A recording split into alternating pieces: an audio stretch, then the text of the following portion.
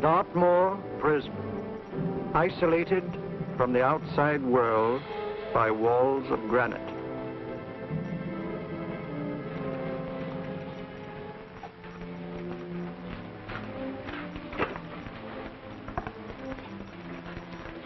They say you could get out of here by merely telling what you know. You may or may not be another Scotland Yard bloke, but I'll give you the same answer I gave the others. I still have 2 years, 8 months, and 6 days left in which to make musical boxes. That'll be sold at auction for the benefit of this delightful sanctuary. And I intend to serve them.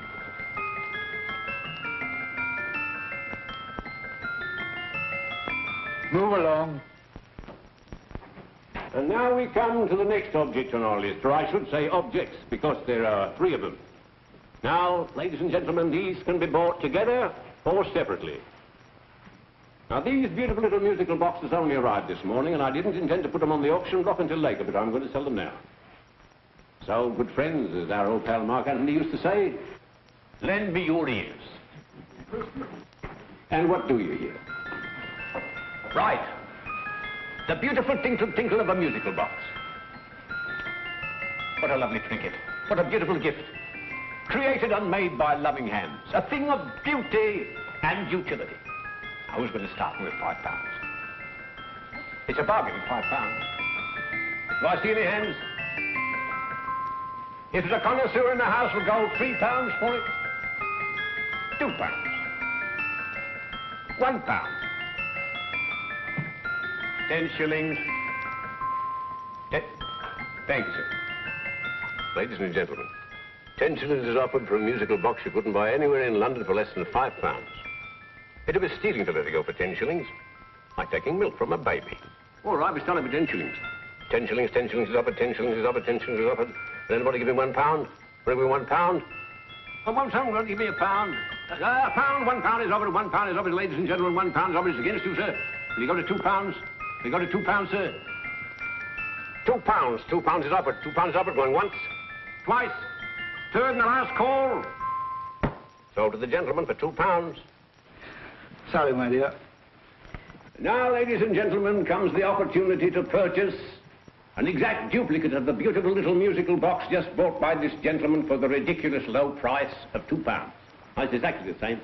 Exactly the same. Made with the same hands. You hear that? Isn't that lovely? That tinkle, tinkle, tinkle, tinkle. Sounds like Bow Bells to me, you know, with little angels pulling on the ropes, eh? Who'll give me £2 for it? Who's starting with £2? Will anybody start with £2? Oh, come, ladies and gentlemen. You know, from your enthusiasm, we might all be in Scotland instead of London. Please buy it for me, Daddy. £2, certainly not. We all might be in Scotland. Besides, I don't like his manner. £1, 10 shillings. £1.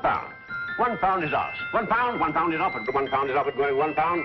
Any advance? Going once, going twice, the third and the last call. Sold to the lady for £1. Smart bidding, my dear. Thank you. We come to the third and last of these beautiful little musical boxes. Exactly the same. Tinkle, tinkle. Isn't that lovely?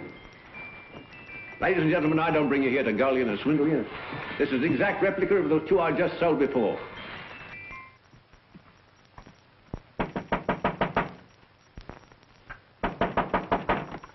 We're closed. But this is extremely important. Come in, sir, come in. I'm sorry to disturb you, but I was unfortunately delayed from arriving in time to bid on certain articles which I was rather anxious to obtain. Or perhaps they weren't sold, sir. We are carrying several things over. What might the articles be, sir? 3 identical musical boxes, about so large. Oh, I'm sorry, sir, but they were sold. Pity you weren't here to bid on them. They didn't bring anything like the real value. I'm most anxious to obtain them. I wonder if your records would show who the purchasers were. Oh, we don't usually give out that information, sir. For certain, shall we say, sentimental reasons, I'm most anxious to get in touch with the purchasers. I'd be willing to pay, shall we say, £5. Well, for certain sentimental reasons, sir, we'd be very happy to oblige. Alfred, today's sale. The 3 musical boxes. Musical boxes, oh. Ah, here we are. The first purchase for £2 from Mr. Julian Emery, 52 Portman Square. Write this address down, Alfred. Yes, sir. Second didn't leave any name. Oh, how unfortunate. I think she's a dealer. You see, they don't like us to know where the things are going. On account of the profits. You say the second purchaser was a woman. Can you give me a description of her? Oh, she was a young woman. Fairly tall, slender.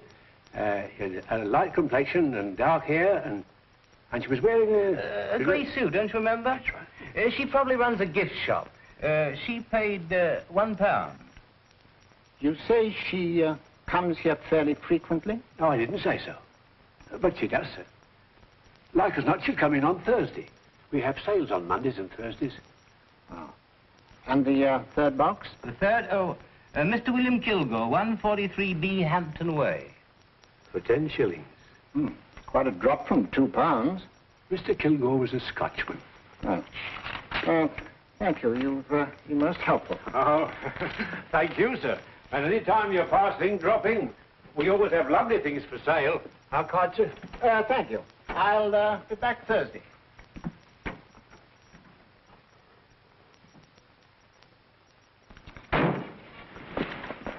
The message reached us too late. Musical boxes are being sold.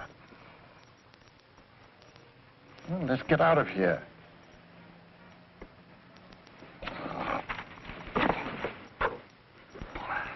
Someday you'll go too far.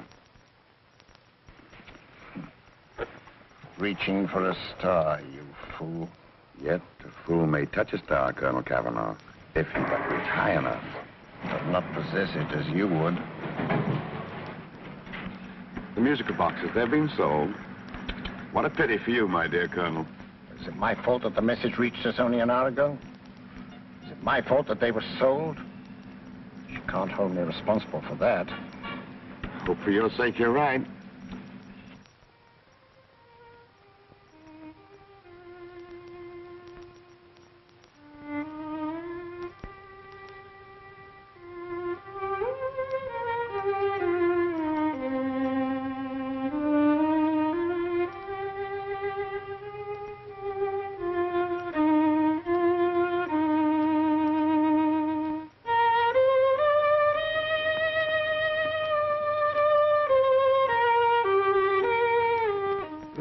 Upon you tonight at 7:45, a gentleman who desires to consult you upon a matter of the very deepest moment.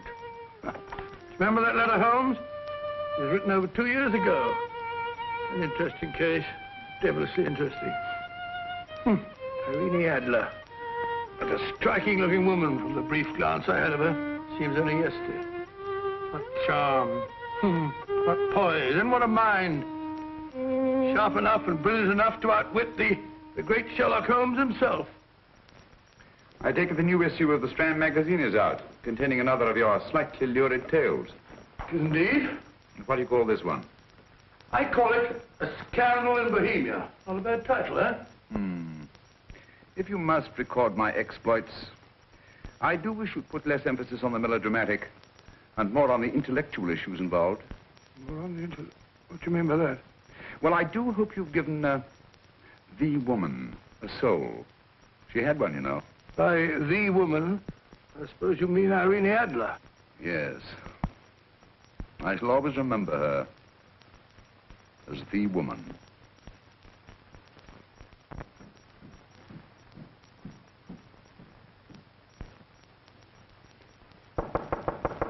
Dorian? I think Dapper, old boy, how are you? How are you, old boy? I haven't seen you for years. I want you to meet my old friend Sherlock Holmes. Holmes, this is Stinky. In other words, Julian Emery. How do you do, Mr. Emery? Watson has often spoken of you. Oh, has he? Yes, we were at school together. Yes, more years ago than I care to remember, but you didn't come in here just to remind me of that. No, I just happened to be in the neighborhood and saw your lights burning, so I took the liberty of looking you up. Still writing your mystery stuff? Yes, there's a new one out this week. Good, I never miss them. Oh, good, thanks. I say that bandage makes you look very interesting. Still poking your nose into other people's business as usual? Who hit you? I haven't the foggiest notion. Somebody knocked me on the head in my own living room, and then proceeded to commit the most idiotic burglary you ever heard of. Fellow must have been balmy as a coot. Balmy? Why? Come sit down, old boy. Yeah, You like a cup of tea? Huh? Oh, all right. I'll go and tell Mrs. Hudson about it. Yeah. Why do you say the robbery was idiotic, Mr. Emery? Oh, simply from the fact that with about £5,000 worth of musical boxes in my living room, the thief, who I caught in the act, made off with one that isn't even worth £5. I gather you're a collector of musical boxes. Yes, I am indeed. Some of them very beautiful, but not the one that was stolen. The thief evidently grabbed the first thing that came to his hand when he heard me coming into the room. Still, it's rather odd, isn't it, that having disposed of you, he didn't pick up something more valuable. Was there anything unusual about the stolen box? No, nothing at all. No, I picked it up in the south of France, several years ago. You say you have many valuable music boxes, and yet the thief made off with one that isn't worth £5. Sounds like rather an intriguing little problem. Yes, well, I take it that he was just an ordinary petty thief and didn't know the value. That is a possible explanation, and yet I venture to say that the average petty thief has a more extensive knowledge of the value of objets d'art than the average collector. Well, anyway, that's Scotland Yard's theory. They didn't get very excited about it. That's consistent anyway. I wonder if I might see your collection, Mr. Emery. Oh, of course you could, yes. Nothing a collector likes more than showing off his trophies. When will it suit you? No time like the present. Good. My place is just round in Portman Square. Shall we? Yes, right. Hello? Where are you going? Stinky hasn't had his tea yet. Oh, I'm sorry. We're going round to my place, where I'm going to give you something better than tea. Now, this one was made for Louis XV, and is one of the very few still in existence from that period, and a particularly fine specimen at that. Charming, isn't it? Quite. They all sound to me like a lot of mice running about on a tin roof. I'm afraid you have no ear for music, Watson. Give me a good old band playing a rousing march. You have all your silly little tweets.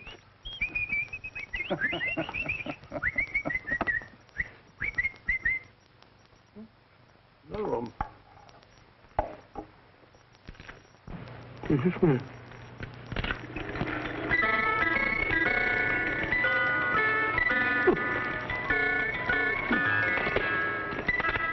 Stupid thing. Singing rabbit. What would you say offhand is the value of a box like that, Mr. Emery? Well, it's hard to say offhand, but I think we'll bring about £500 or £600 today. It's the gem of my collection. Yet a thief who steals an oddity like a musical box passes up one worth £500 for one of almost no value at all. Odd. Very odd. What was a stolen box like, Mr. Emery? Oh, just a plain wooden box about so big.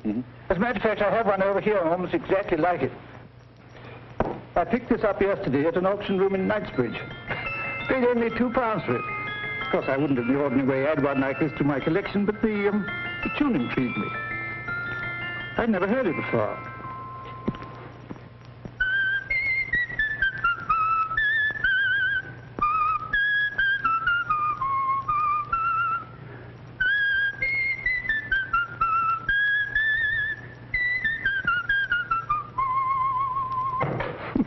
You have a remarkable ear for music, Holmes. Rather an unusual melody. Sit down, Will.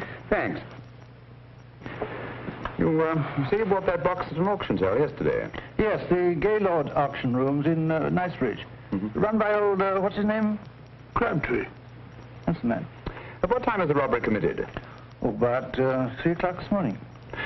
You know, Mr. Emery, that box and the robbery might well be cause and effect, especially since you say that the stolen box outwardly resembles this one a great deal. And Scotland Yard were not particularly interested, eh? Oh, yes, but I wouldn't blame them for that, especially as I told them I was quite unable to describe the thief, except, of course, for the fact that it was definitely a man. All you remember is that you came in here and someone struck you on the head. Yes, and the next thing I knew, my man was trying to revive me. It might be wise for you to put that box away somewhere and lock it up. Oh, I don't think that's necessary. Besides, everything's insured. Well, at least if any further attempts at robbery are made, I'd suggest that you call the police, rather than running into any personal danger. Oh, come, Holmes, aren't you being a bit of an alarmist? Possibly. Well, Mr. Gray, with old Stinky, seems to me you are making rather a mountain out of a molehill. Molehill is the word, old boy, and it's time you were in bed. Thanks so much for letting us see your place. Now, it's been glad meeting you. Holmes, I can't understand why you were so mysterious. Seems to me that petty thief explanation was the only sensible one. Really? I can't see how you can believe it was anything else. I didn't say I believed it to be anything else. The petty thief theory is the obvious one, I grant you. However, it's often a mistake to accept something as true merely because it's obvious. The truth is only arrived at by the painstaking process of eliminating the untrue. We are not able to do that in this case without further data. Rubbish, you're pulling my leg. You're trying to turn a tuppenny halfpenny robbery into an international plot. No, I'm not. I just hope that your friend Stinky is a little more cautious in the future. Just in case.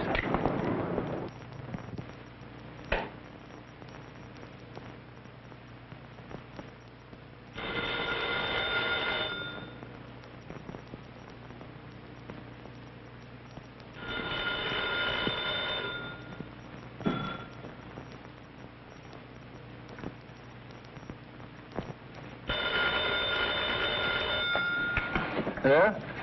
Yeah? Julian Emmerich here. Who? Of course I remember you, Mrs. Courtney. Yes. Yes, you're the one bright spot at that appallingly dull affair of Lady Sansa's. Huh? Of course it isn't too late to come around. Yes, I shall be delighted to give you a drink. I tell you what, come straight up and I'll leave the door unlatched. Right, well, 15 minutes? Good. I shall be counting each moment. No, I mean that, really. Right, goodbye.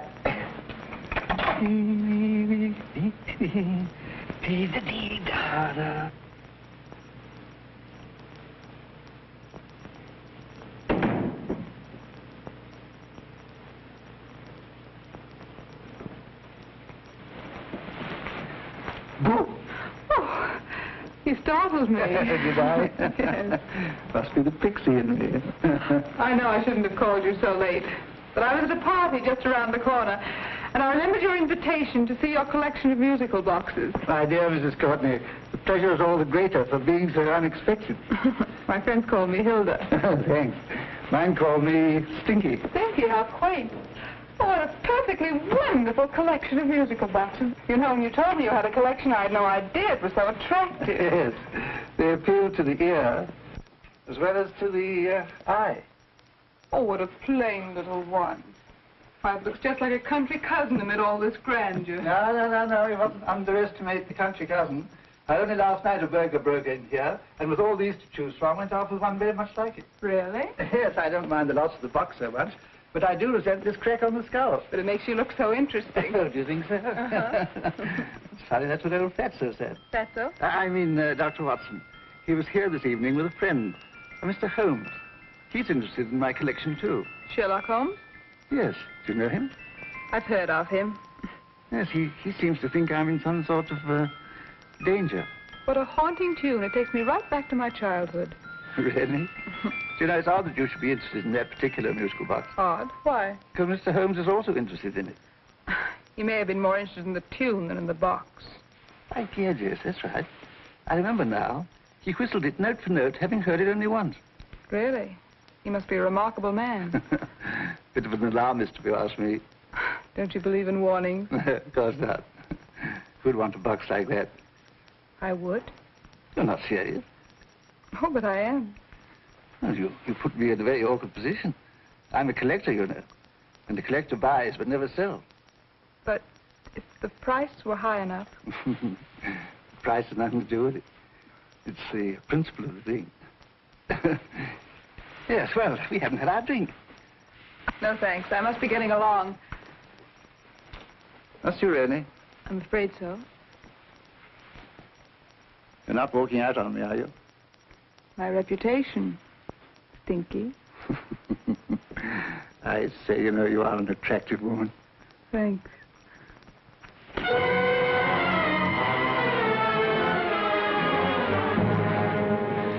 You fool. I told you to wait outside.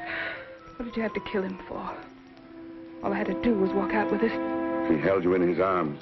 Don't touch him. Don't touch anything. Now get out. I'm sorry. You're sorry.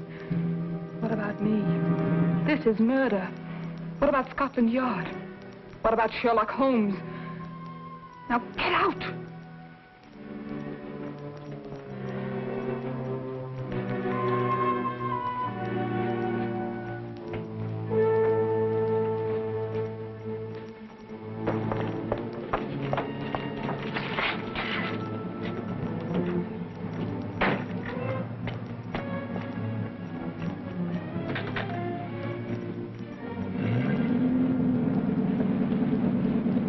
Did you get it? Good. Did you have any trouble with him? Just a matter of murder. Ah, Mr. Holmes. Hopkins. Thanks for coming so promptly. Inspector Lestrade suggested that I call through to you. Mr. Emery was the client of Mr. Holmes, Inspector. Indeed. You didn't mention that when I telephoned you, Mr. Holmes. Well, not exactly a client, Inspector. Sergeant Thompson? He was killed between the hours of 11 and 2 o'clock this morning, Mr. Holmes. Must have been someone he knew, someone of whom he had no suspicion. Poor old Stinky. It's all my fault. I should have prevented this. Well, it's no time to start talking about that now, Doctor. Apparently it's gone. That's the second attempt on the musical box that Emery bought at the auction sale. And this time it was successful. But that box was only worth £2. It was worth a man's life, Watson. I think we'd better pay a visit to Gaylord's auction room and that fellow Crabtree. Inspector, may I suggest that you make a complete search of this flat for a small, plain, musical box about that size? Thank you. Come on, Watson. You say the first box went to Mr. Julian Emery. The second to Mr. Kilgore, 143B Hampton Way. And the third to the unidentified young lady who presumably has a shop and lives near Golders Green. That's right, Mr. Holmes. Isn't it rather strange, Mr. Crabtree, that you should have had 3 identical musical boxes all playing the same tune? Where'd they come from? Dartmoor Prison. Dartmoor? Yeah, we get a regular shipment from there every month. The inmates manufacture them. Well, they make all kinds of things, you know, pipe racks, waste paper baskets, musical boxes. Did you happen to notice if anyone showed any particular interest during the auction in the purchasers of these 3 boxes? Oh, come now, Mr. Crabtree. This is very literally a matter of life and death.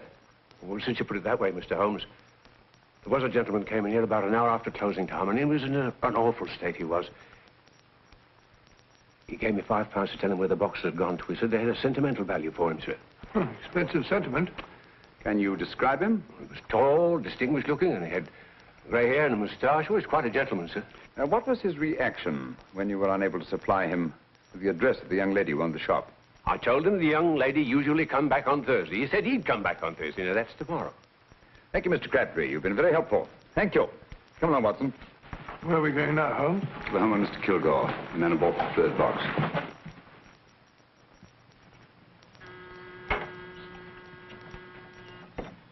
But hang it all, Holmes, how do you know those other 2 musical boxes are of any importance? I don't, but I certainly have no intention of waiting until the owners are murdered to find out. No one at home. I hope that's the explanation. I'll have a look through this window.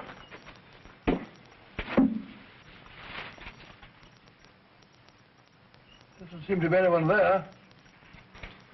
The whole place seems deserted as far as I can see. Yes. Mr. and Mrs. Kilgore at home? No. When do you expect them? Oh, in an hour or so. There's no use you're hanging about. They don't buy nothing from peddlers. Peddlers? My good woman, this is Mr. Sherlock Holmes. Sherlock Holmes? Oh, go on. Do you mind if we come in and wait? My business is rather urgent. Well, I've got to go out and do my shopping. And I don't know if Mrs. Kilgore'd like any strangers nosing about. Quite all right, I assure you. Well, I've got to be off. It's too late in the parlor. And no smoking either. Mrs. Kilgore says it smells up the house. Funny old girl, Holmes.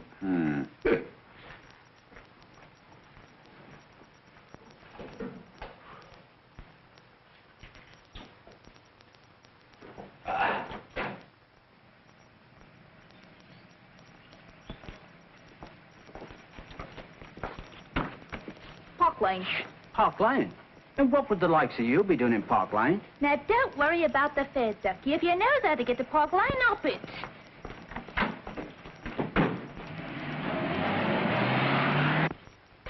You know, Holmes, I've been thinking. There must have been something hidden in that box of old Stinky's. Stolen jewelry, possibly. What's up, Holmes? Listen. What's this, the steam in the water pipes?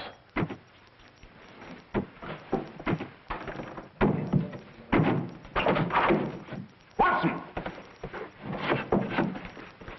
Great Scott! Come on, Holmes. Get on the chair here. It's all right, my dear. There. Now, don't worry. It's all over. There you are, dear. Don't cry anymore. She tied me up and shut me in the cupboard. I know. She won't come back. Did you show her your new musical box? Yes, she said she wanted to hear it play, and as soon as I showed it to her, she grabbed hold of me. I know. Now, don't worry. We'll buy you a new musical box. Yes, my dear, the best one in London. Watson. Oh, what a fool I've been. What do you mean, Holmes? She took the musical box out of this house and that market basket, right under our very noses. Why could the Kilgore charwoman want to take the music box? She isn't the Kilgore charwoman. She's a consummate actress. An extremely clever, unscrupulous woman who will stop at nothing. Take care of the child, will you, Wolfella, till our parents get back. Explain everything to them. Of course I will. But, Holmes, where are you going? Somewhere, somehow. I must get to the young lady who bought that third musical box before our opponents find out. I only hope that I won't be too late. Oh, no. No, darling, you mustn't cry anymore. Now, cheer up. Would you like to hear old Uncle make a noise like a duck?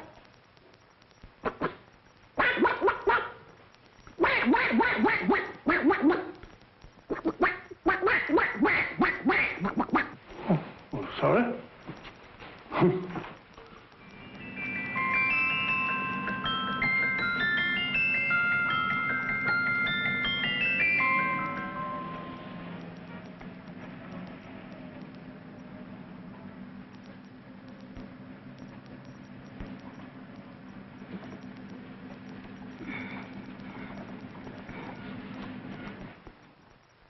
Now, ladies and gentlemen, how much am I offered for this beautiful lace Dresden china figurine? A lady of the French court. Now, this is the genuine article. What a beautiful ornament for your mantelpiece. Or you could use it as a centerpiece on the dining room table. Now, will somebody start me for £10? Will somebody start me for £10? £8? £7? All right, £5 is offered, £5 is offered, £5 is offered, £5.10, £5.15, £5.15. £6 is offered, £6, going once, going twice. The third and the last call will be all done. Sold to the lady from Twickenham for £6. Next, we have a real museum piece, ladies and gentlemen. A fine 19th century doll. A costume and exact replica of the holiday clothes worn by the Hungarian peasant women. Now, ladies and gentlemen, an article like this will cost you from £15 to £20 in a West End shop. I'm not going to ask you for anything like that. Who'll give me £2 for it? £2. Anybody offer me £2? £2 for the Hungarian? £2? £1. What? Anybody give me £1? Anybody offer me £1 for the doll? £1 is offered, ladies and gentlemen. £1 is offered. Now, I'm not going to waste your valuable time or mine in trying to get one half of what this beautiful doll is worth. If the young lady can steal it for £1, that's her good fortune. So it's going once, it's going twice, the third and last call. Any more? Sold to the young lady for £1. And now, ladies and gentlemen, may I draw your attention to something which may be a great surprise to you, worthy of any collection. The only other one like it is in the British Museum. It's a Ming vase of the 7th dynasty. This vase lay in a large collection somewhere outside Rome for over 2 centuries, I understand. It was discovered there by the noted antiquarian, Sir Andrew Coppleston. Now, some of you may remember Sir Andrew Coppleston. Besides being a noted traveler and antiquarian, he's also a gentleman rider.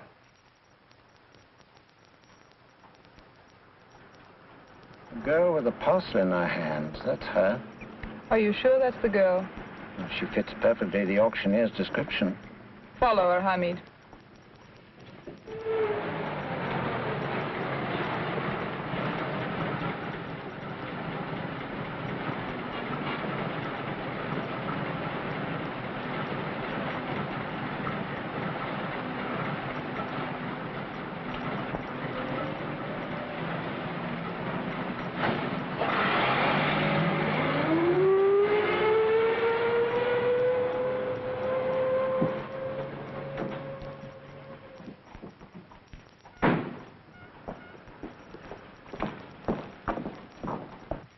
Lovely, dear. And only £1.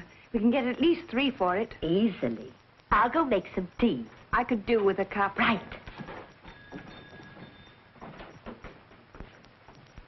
Good afternoon. Good afternoon. I'm looking for a birthday gift for a 7-year-old girl. What would you suggest? We have some lovely dolls. Now, this Hungarian I think she has enough dolls already. Books are always welcome. Well, I'm looking for something a little different. Oh, that's rather cute. What is it? Well, that's a musical box. Children always love them. And this is an exceptionally nice one. It plays many tunes.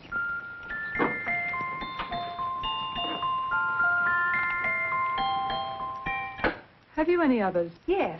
If you'll just step this way. I have only 2 left.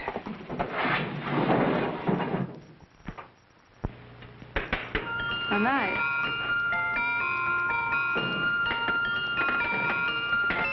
Are you sure this is all you have? I'm sorry. They're rather hard to find, you know. That's our entire allotment. I did have one other, but I sold it earlier this afternoon. But it was only a plain wooden one. It wouldn't have been a very nice gift for a child. Really? Do you happen to know who the purchaser was? Why, yes. He left his card, just in case anyone should inquire for him.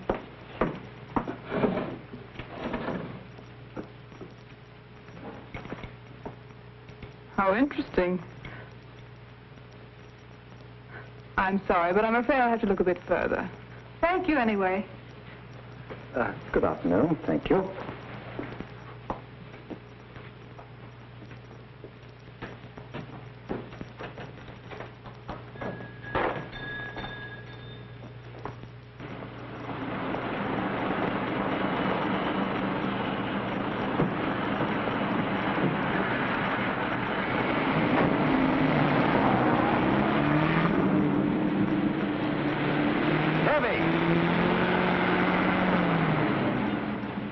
All of that cab. Here, now, what?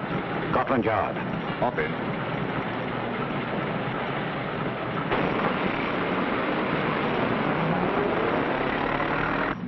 Sherlock Holmes. I might have known.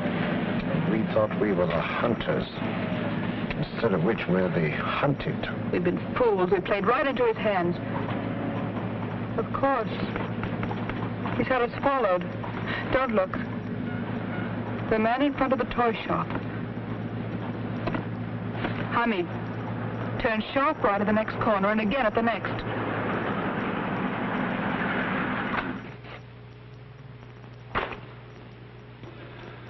No photograph of her, Commissioner, as I expected. She's not a known criminal. But how do you expect to know if you do find her? After all, she was disguised as a charwoman. Don't worry, old fellow. If I ever see her again, I'll recognize her. Well, it won't be long till we know who they are and from where they operate. Who's covering them? Sergeant Thompson's following them, sir. They won't get away from him. He's a good man. We could have arrested them at Clifford's toy shop if we had any proof. But we know that they killed Emery. Proof, my dear fellow. We must have proof. We've x-rayed it, sir. There's nothing whatever concealed in the box. We'll have a look at the plates.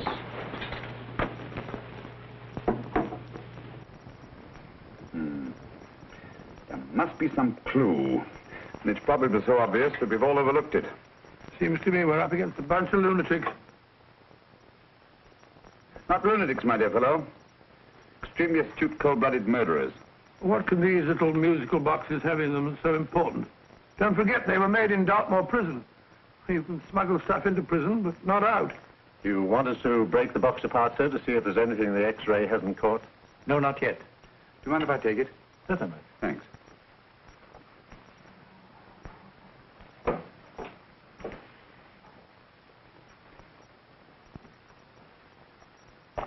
The governor of Dartmoor Prison informed us, sir, in answer to Mr. Holmes' question, that all 3 musical boxes were made by the same convict, John Davidson, serving a 7-year term, sir. Davidson? The Bank of England plate. That'll be all. Yes, sir.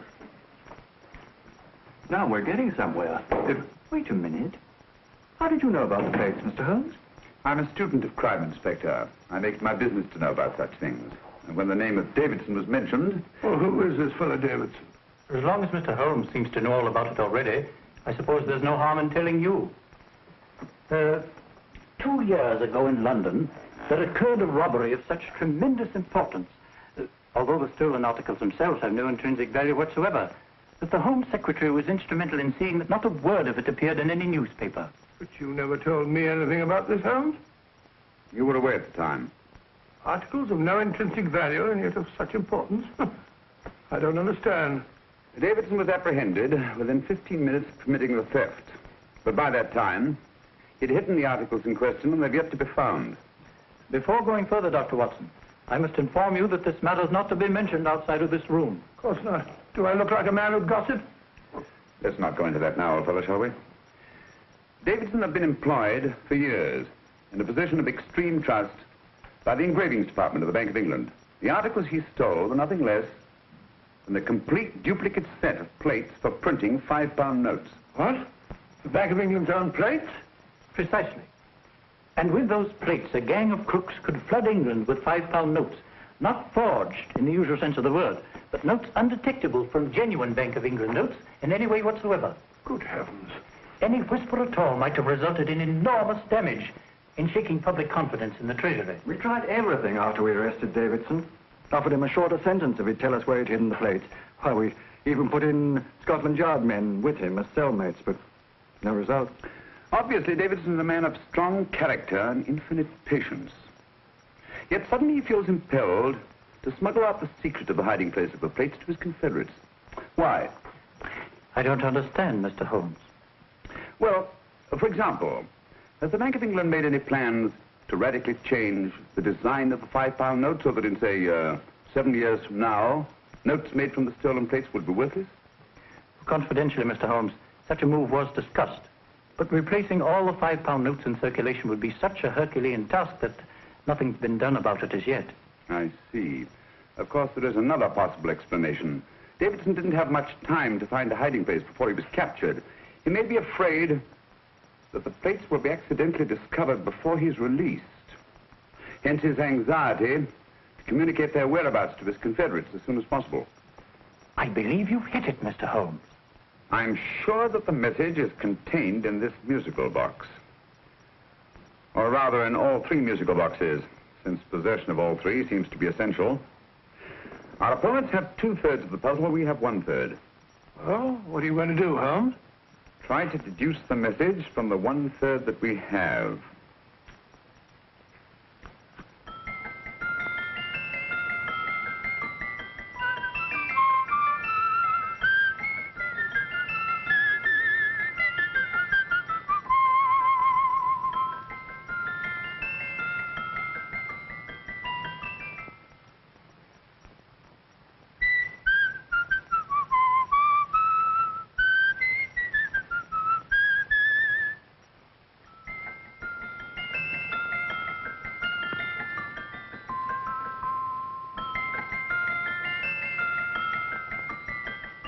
It's the same tune as the one played by Emery's musical box. And yet it's different. Sounds the same to me. The tune. Somehow the tune is the key to the mystery. It must be the tune. Otherwise, why use 3 musical boxes to convey the message? Why not collar boxes or shoe boxes? Yes? It's for you, Inspector. Oh, thank you, sir. Inspector Hopkins speaking. What? Where? Golders Green Station reports they've just found Sergeant Thompson's body. From the tire marks on his clothes, he was apparently run over by a taxi. What an unfortunate accident. Not an accident, my dear fellow.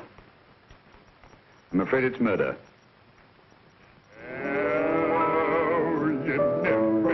Just who you're going to meet when you're walking down a busy London street. Mrs. Orchid, Mrs. Brown, any subject of the crowd. Oh, you never know just who you're going to meet. So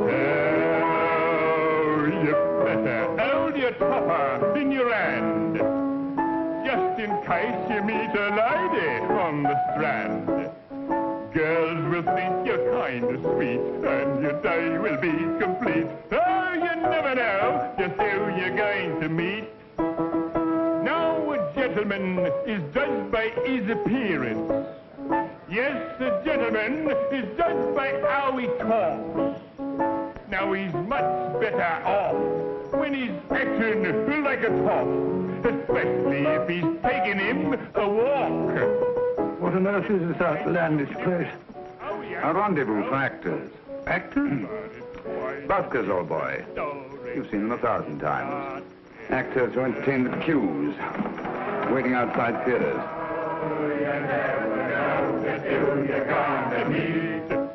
When you're walking down a busy London street, so you better wear your best, tell the time to look your best, 'cause you never know till you're gonna meet. Oh, you better keep your manners right in view. Just in case the lie you give the how you do. Keep your trousers in a pleat, shine your shoes and keep them neat, 'cause you never know just who you're gonna be. Blimey. Mr. Holmes. How are you, Joe? Never met him. And yourself? Fine, thank you. I want you to meet a friend of mine, Dr. Watson, Joe Sisto. Oh, well, any friend of Mr. Holmes is a friend of mine. Hi, Joe. He did me a good turn once that I'll never forget. Yes, I cleared Joe of a most unpleasant charge. Murder, no less. Really? By proving to the satisfaction of the police that he was busy at the time blowing open someone's safe. That's right, Governor. Good gracious me. Joe, now you can help me. Come on, buzz off, buzz off. Come on, off it, off it. Can't a gentleman have some peace and quiet around here? And you too. There you are, Mr. Holmes. Now we can have some peace and quiet around here. Thank you, Joe. There's £5 in this for you. Well, I wouldn't want to take it on myself, sir. But I can get somebody to do it for you for half of that. You don't know what the job is yet. For £5? Murder, ain't it? What? No, Joe, not murder, just music. I want you to identify a song for me. Oh, there ain't a song that's been written that I don't know. That's why I came to you. Of course, the violin is more my instrument, but, oh, well, here we go. Now listen to this, Joe.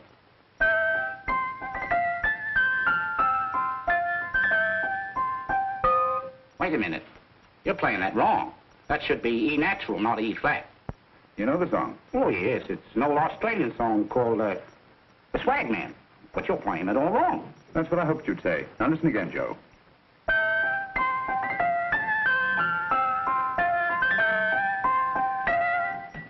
That's the same tune, all right.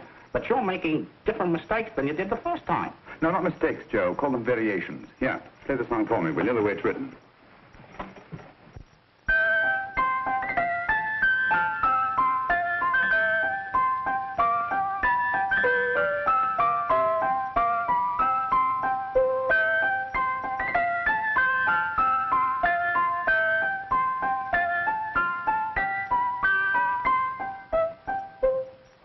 There you are. Thank you, Joe. What's it mean, Holmes? You onto something? Perhaps. I don't know yet. It's probably a code of some sort. Joe? Could you write the song down for me? The way it was originally written? Oh, sure, Mr. Holmes. But it'll take a few minutes. Here, Mabel. Pale ale. Come on, off to it. Along with it.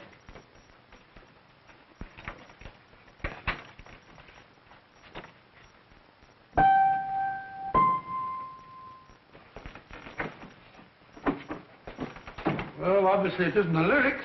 No combination of those words made any sense at all. The variations in the way Emery's musical box played the tune are different from the variations in the one we have. You sure? Quite. You see, I took the trouble to memorize the tune as played by Emery's box that night we were with him in his flat. Holmes, you amaze me. Elementary, my dear fellow. One of the first principles in solving crime is never to disregard anything, no matter how trivial. Why are 3 boxes? Why not 1? Because the message was obviously too long to be conveyed by any one variation. Then there's the 3rd box, the one that woman took from the Kilgores. That contains yet another set of variations. Yes, well, it's all beyond me.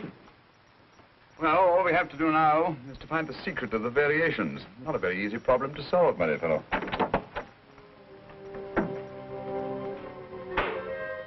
Hello. What's up? We've had company.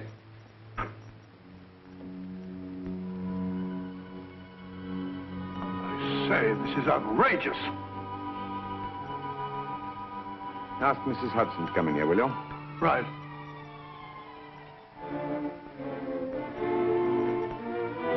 Mrs. Hudson? Yes?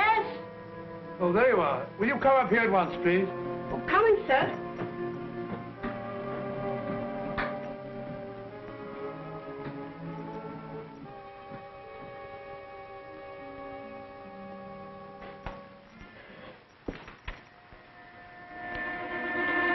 Mercy me, Mr. Holmes. What has happened? Who called while we were out, Mrs. Hudson? Just a young lady. The one who said you wanted her to wait for you. And a nice-looking old gentleman with Our her. friends again, Watson. Friends? What did the young lady look like? Oh, I couldn't see her face. She had a heavy black veil on. But she had such a nice way with her. Oh, I'm sorry, Mr. Holmes, if I've done anything wrong. But you did say I should always let clients come in and wait for you. Don't worry, Mrs. Hudson, don't worry. You had no way of knowing. It's quite all right, quite all right. Now, don't worry, Mrs. Hudson. Don't worry. Where on earth's the musical box?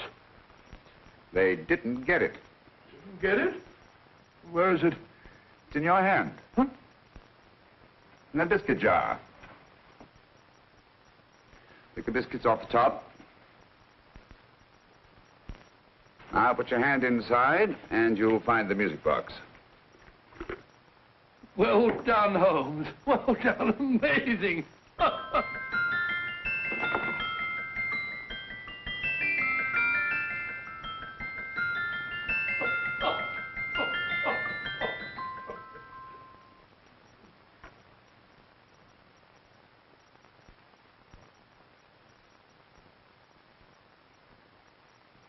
Whew. Nice fresh smell. Like a pub after closing time.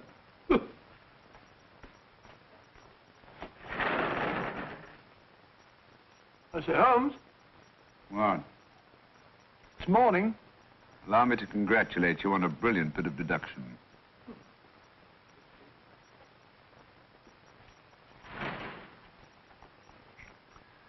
It's not a transposition, not a polygraph transposition, not a trigraph, nor any known form of decoding. How about the Morse code? Have you tried that? Yes, at about 3 o'clock this morning. I'm sorry, old man. I was only trying to help.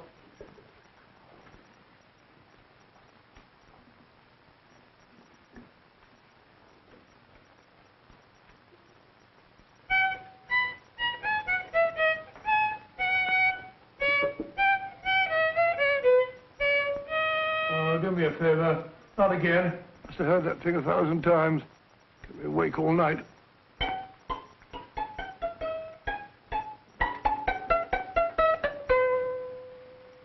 Not a very distinguished composition, I grant you. You know perfectly well I don't know one tune from the other. When I was a kid, my people tried to have me taught the piano. I've always felt sorry for that old teacher of mine. The poor old girl finally reached the point of numbering the keys for me. 1, 2, 3, 4. Even then, I never progressed beyond... Numbering the keys, Watson. The 19th key of the keyboard is the 19th letter of the alphabet. S. Here. Write it down when I give it to you, old fellow, will you? First altered note. Write S first. Now, the 8th key is H. The 5th key, E. The 12th key, L. The 6th key, F. S-H-E-L-F. Shelf. Your piano lessons were not in vain, old fellow. You've solved it. Thank you. Thanks, old bean. Hold it. We now have 2/3 of the message. Behind books, third shelf, secretary, Dr. S. Presumably, these are the first and second portions of the message. And this gang has the first and third parts of it. Precisely. Then it's a stalemate? Yes, Commissioner, but we can't leave it like that. There's no doubt in my mind that they'll try to secure our third of the message that's missing. Well, I assume you've taken every precaution to guard the Clifford music box. Oh, yes, it's carefully hidden at Baker Street with Dr. Watson on guard. However, I'm reasonably certain that, difficult as it may be, we can find the plates even without the missing part of the message. Behind books, third shelf, secretary, Dr. S. Well, outside of the fact that Davidson hid the Bank of England plate somewhere in London, Mr. Holmes, I don't see that we've progressed at all. Allow me to point out to you, sir, the key words, Dr. S. It looks as if the plates were hidden in the house of the doctor. Whether S stands for his first or last initial remains to be determined by a process of elimination.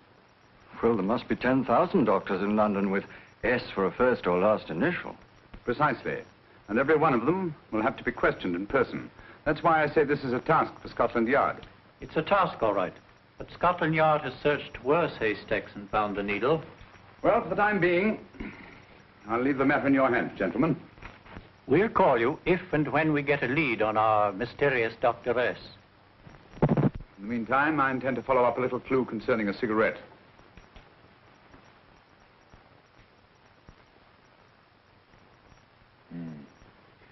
You're certain of the identification of the tobacco? Absolutely.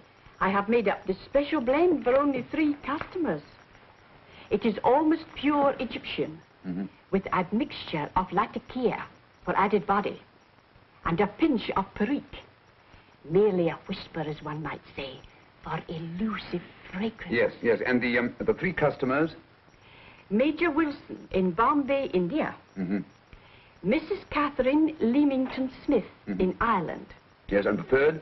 Mrs. Hilda Courtney of Park Mansions, Bryanston Square. Thank you. Thank you very much. You've been most helpful. It is a pleasure to have been of service, Mr. Holmes.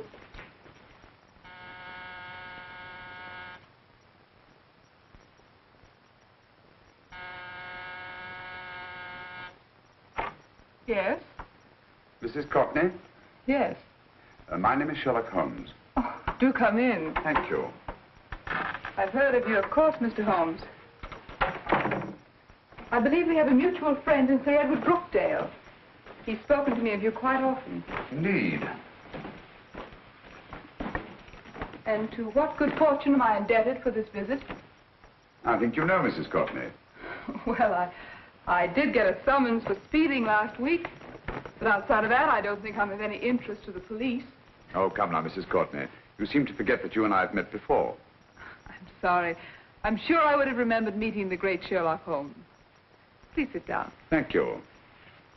You say we met before. Yes. At the home of Mr. and Mrs. Kilgore, 143B Hampton Road. Kilgore? I don't think I know anyone of that name. Well, I didn't say you knew them. As a matter of fact, you called on them when they were out. I don't understand, Mr. Holmes. Really? And you were dressed rather differently. Indeed. Cigarette? Thank you.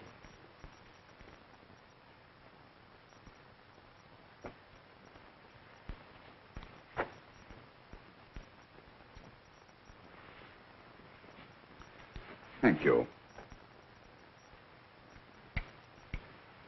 You know, Mrs. Courtney, people generally forget, in assuming a disguise, that the shape of the ear is an almost infallible means of recognition and identification to the trained eye.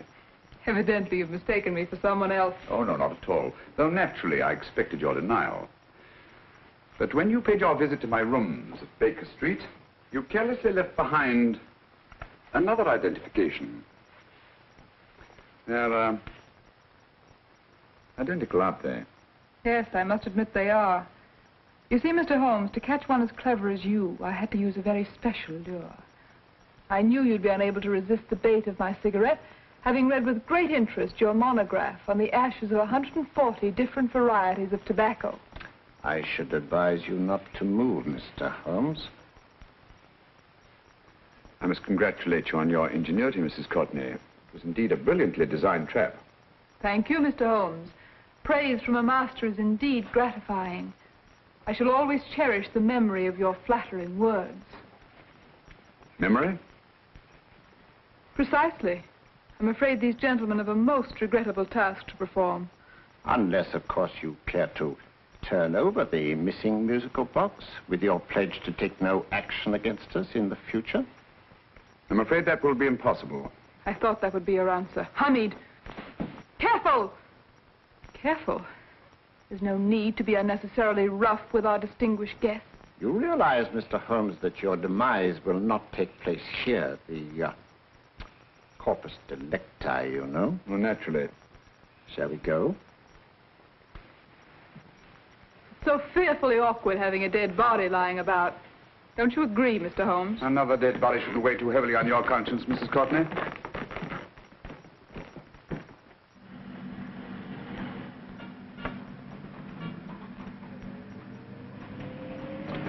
You mind if I have a cigarette? Don't see why not.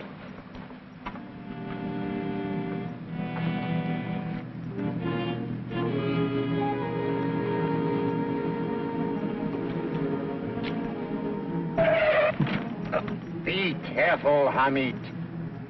It's the brakes, they bind. Thank you, Colonel Kavanagh. It's very considerate of you.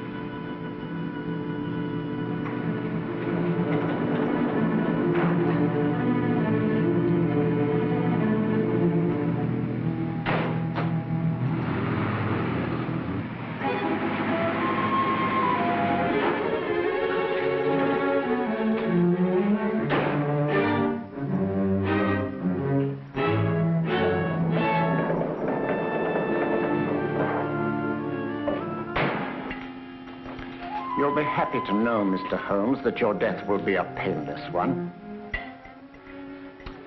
Hamid, attach this to the motor of the taxi. That little attachment, my dear Mr. Holmes, contains the deadly fluid known as monosulfide. The Germans use it with gratifying results in removing their undesirables.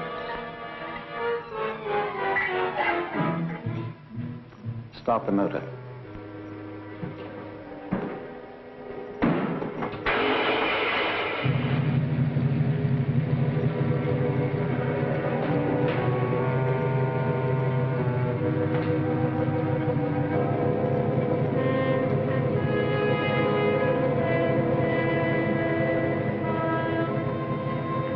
Tape his mouth.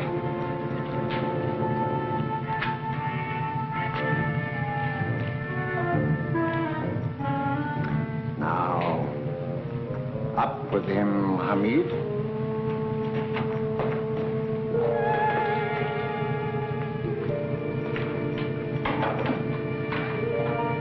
You find yourself like Muhammad's coffin, Mr. Holmes, suspended between heaven and earth. Plenty of fuel in the tank? Good. It would be too bad to have anything go wrong through so simple an oversight.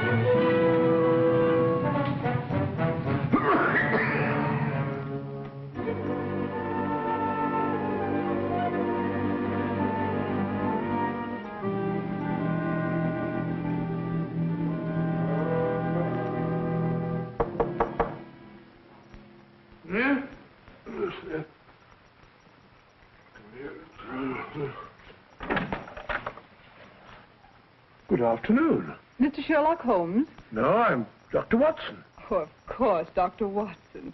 How stupid of me. Oh, so stupid of me. Won't you come in? Well, I really came to see Mr. Holmes. Oh, I'm afraid he's out. I don't know when he'll be back. Perhaps there's something I can do. Won't you sit down? Thank you. You know, Sherlock Holmes and I have been engaged on a great many cases. Oh, really? Yes, indeed. As a matter of fact, this very moment we're involved in one of the most baffling... Oh, well, won't you tell me your trouble?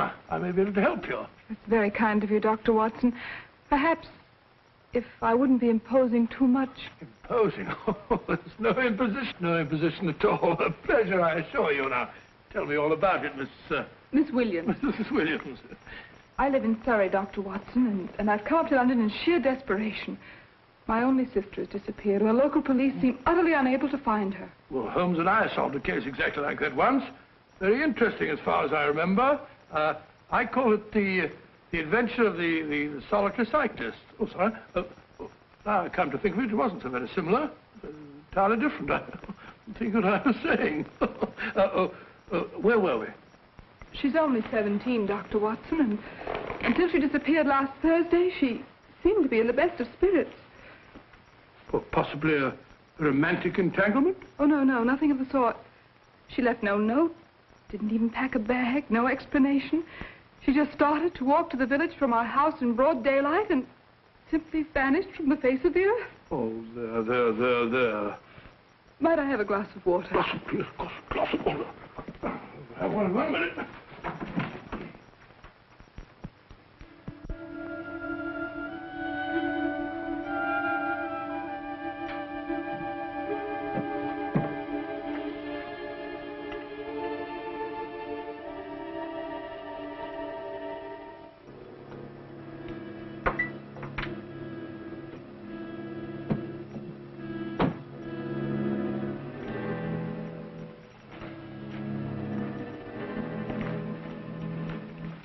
There you are, my dear. Thank you, Dr. Watson. No, you're not to cry anymore. You must pull yourself together. I feel much better already knowing that you're going to help me. Oh, Dr. Watson, look! Good heavens!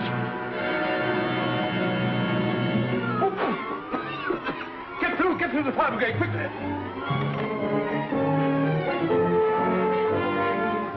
Haven't you a fire extinguisher? By George, we have in the kitchen.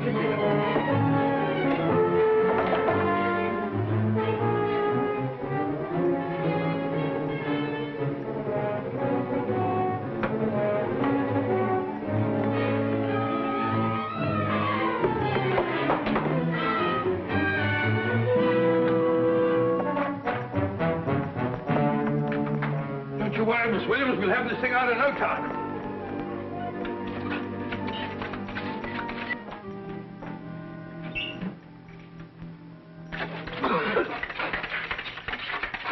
That's got it. It's there.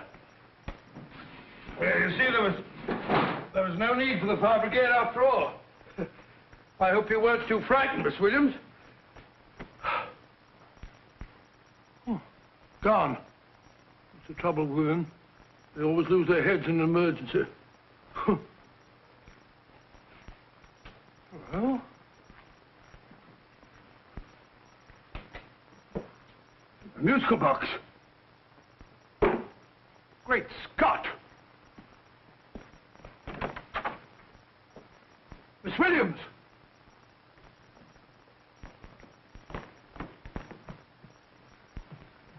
Well? Good. And Holmes? By now, Mr. Holmes has no doubt exchanged his violin for a harp. Always assuming that heaven is his destination. And now that we have the missing musical box.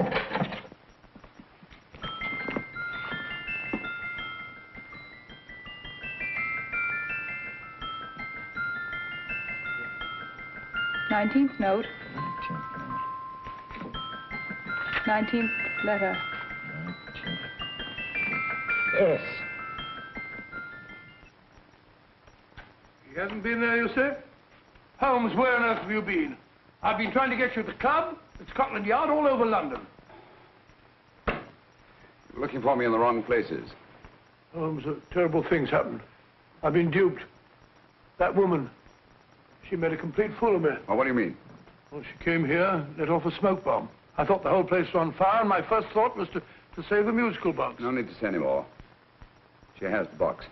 Yeah. Don't blame yourself too much, old fellow.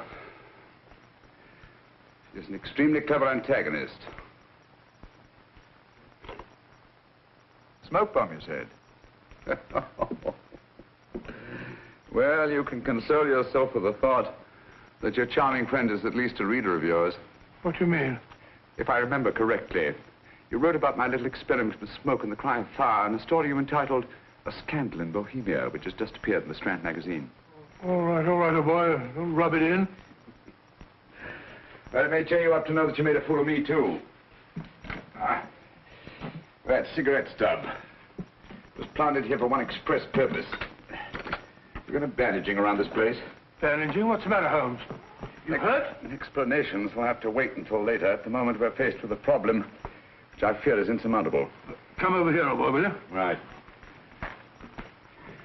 Our opponents are in possession of all 3 parts of the code. And here are we, while the Bank of England plates pass into their possession.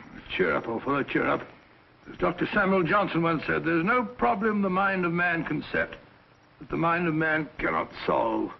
What's that, old fellow? I was just quoting Dr. Samuel Johnson. He said there is Thank you, Watson. Thank you.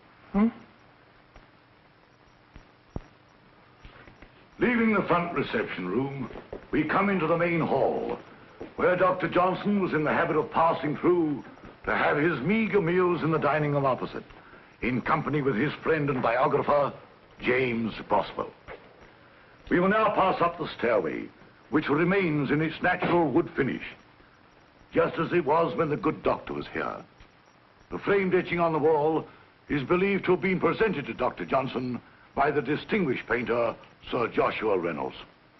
I've been told here that that picture was given in by Mrs. Thrale, and it's definitely not a Reynolds. Is that important, my dear? Oh, I'm sorry. This way, ladies and gentlemen, please, this way. Move along, children, move along. The secretary's not on this floor. Patience, Hamid. I have a feeling My that... dear Colonel, with Sherlock Holmes out of the way, what could go wrong?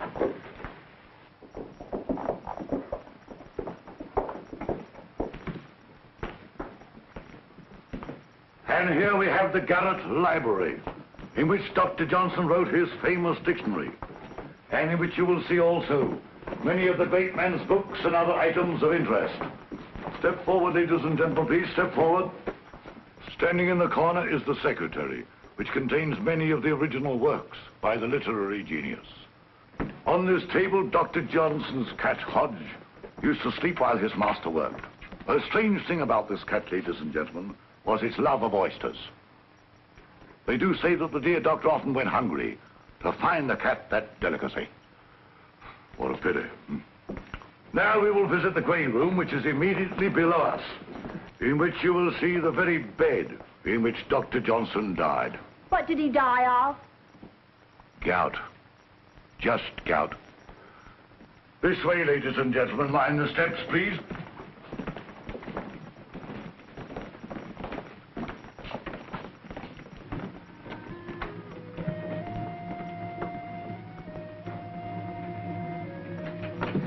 Your keys.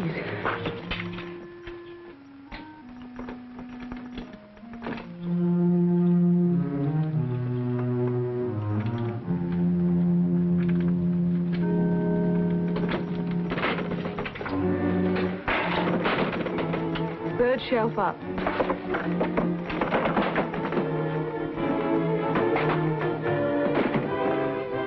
The knife.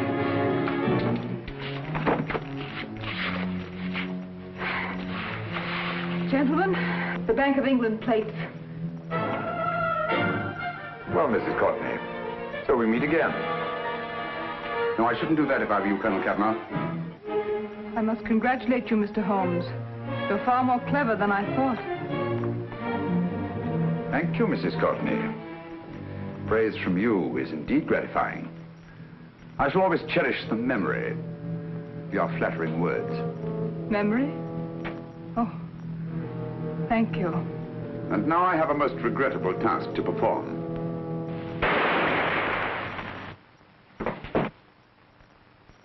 Holmes! Coming, Holmes! Holmes! You all right? Perfectly, thank you, old fellow, but I think this gentleman on the floor requires some medical attention. We must see that he looks his best, you know, when he's hanged. Take them in charge.